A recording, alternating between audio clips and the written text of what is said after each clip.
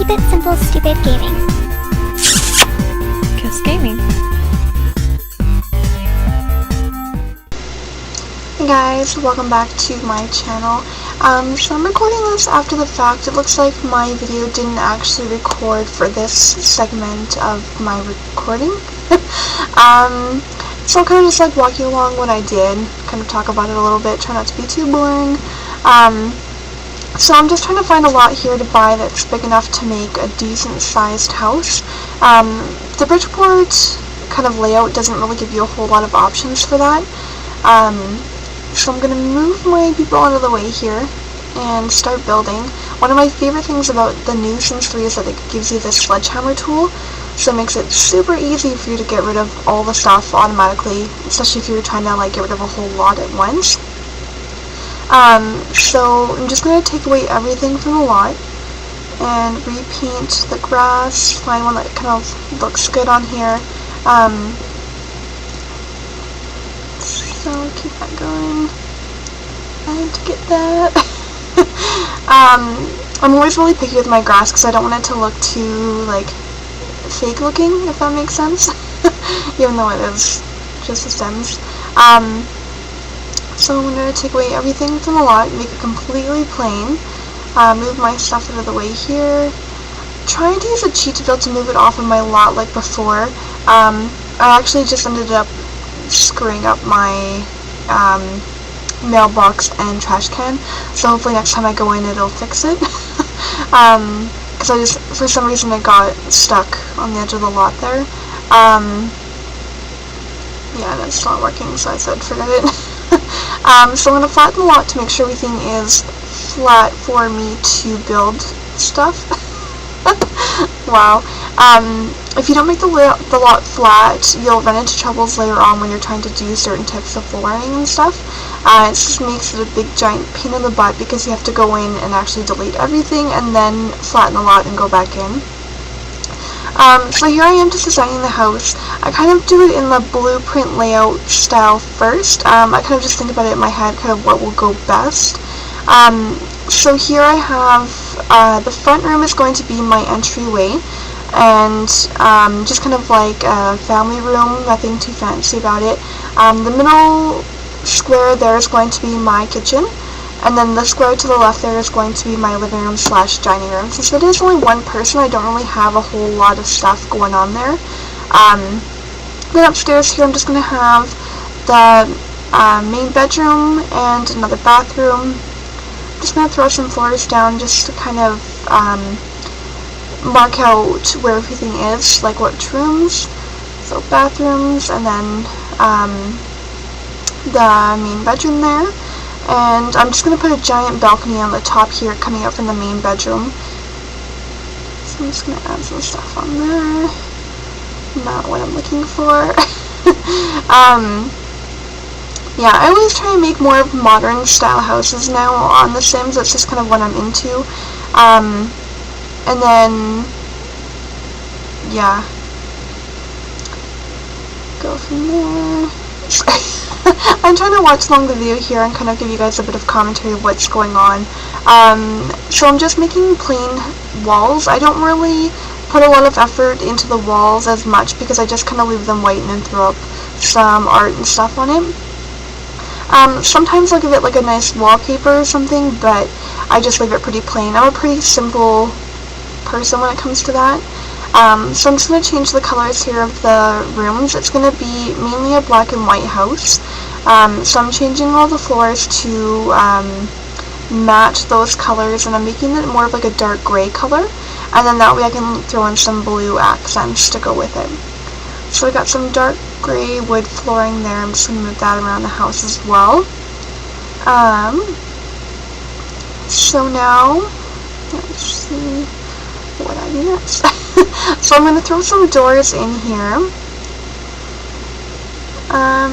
Deciding to make it a little bit bigger because I think the front balcony was going to be a bit too big, and it's kind of just ridiculous to have that much room there. So I took away the walls there. I tested out doing that sideways there, but with the whole balcony on the top there, it just wasn't going to work out properly, so I just took that away again. So I'm going to go in and replace the walls that I just took out. Make the bathroom downstairs a bit smaller because you don't need a giant bathroom. So I've got to change the color of the stairs here. Just make it white, grayish color. Okay, so I'm going to start throwing in some, the front balcony first. Make sure it matches the one up front, up top there. Decide where I'm going to have my entryway. And now, because I had the move objects on, it kind of messed up my door there. That's the only problem with using cheats, is sometimes it just makes it not work properly. So yeah, so like I said, I'm going to keep with the modern theme. Use that. Just looking for a plain door to use inside. I find like they don't really have a whole lot of modern looking single doors for the inside of the house for this one.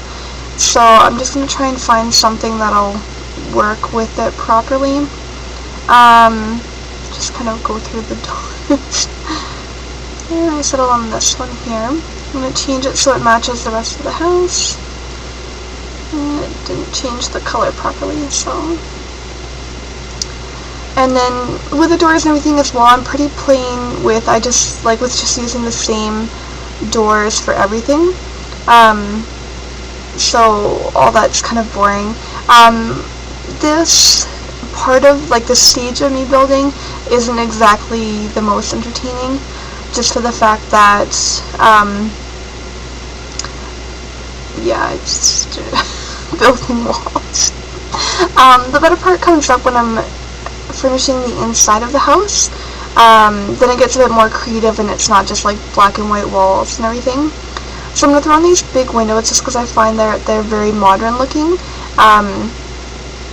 Then I'm going to kind of stagger them as well to give it kind of that cool modern effect.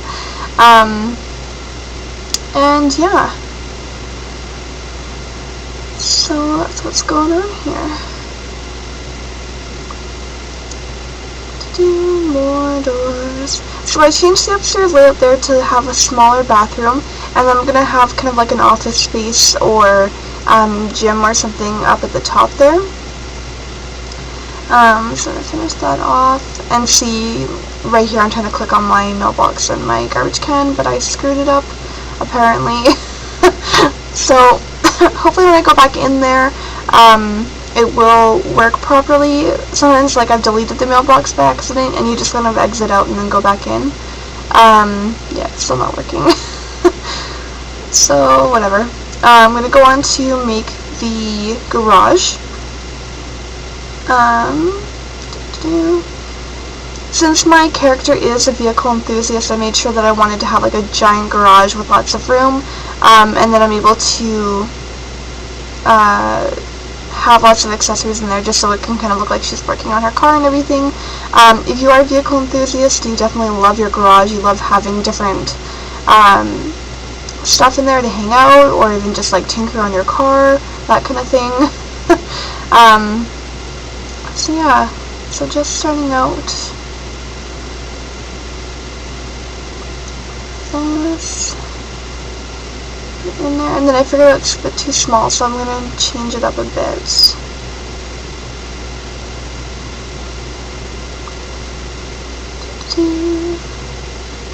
Tried to put another car thing in there, but it didn't work, so I was like, whatever.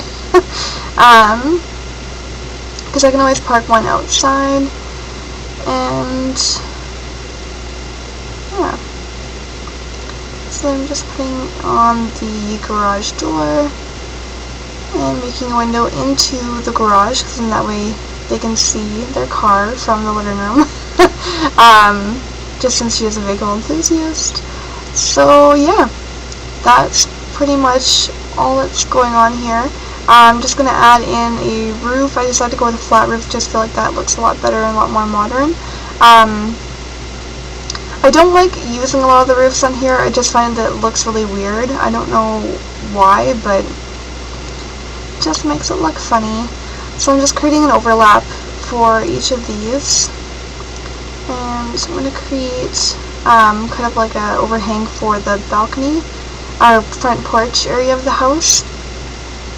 I just need to create a little bit of a wall so I could have that extra with few blocks there. And there we go. And for some reason that didn't save properly.